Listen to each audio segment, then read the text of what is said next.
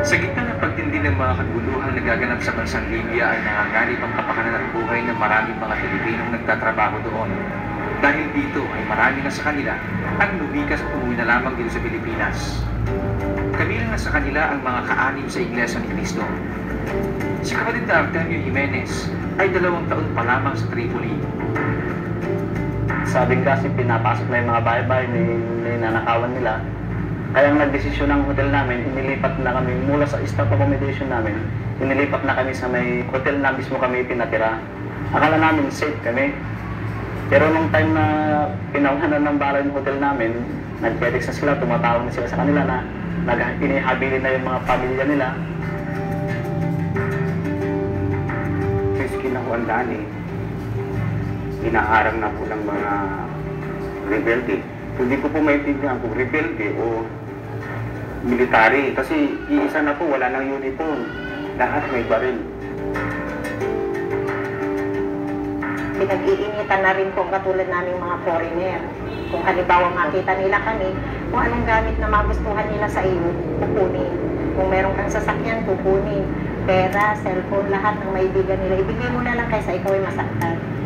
Sa gitna ng kaguluhang nagaganap sa bansang Libya, ay ipinadaman ng pamamahal ng Iglesia ang kanilang pagmamalasakit sa kapakanan ng mga kaanib na naroon sa pamamagitan ng mga may tungkulin at sinilog nila at inalam ang kalagayan ng mga kapatid.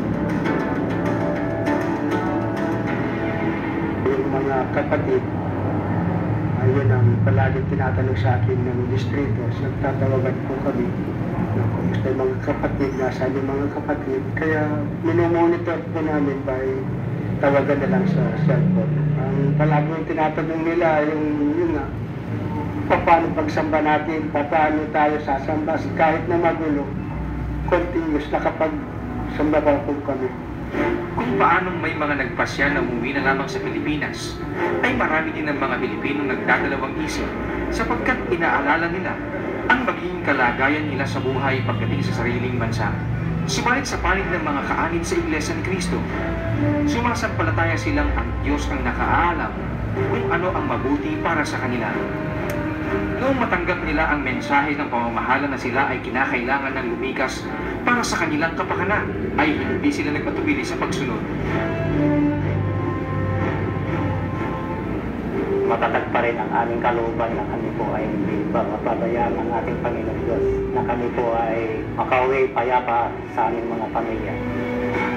Sumasampalataya silang ang pamamahala ay lagay ng Diyos para sa kapakanan ng kanyang mga hinirang, kaya ipinagpapasalamat nila ang nadamang pagmamalasakit. Tungkol sa mga bagong ipinatayong gusaling sambahan ng Iglesia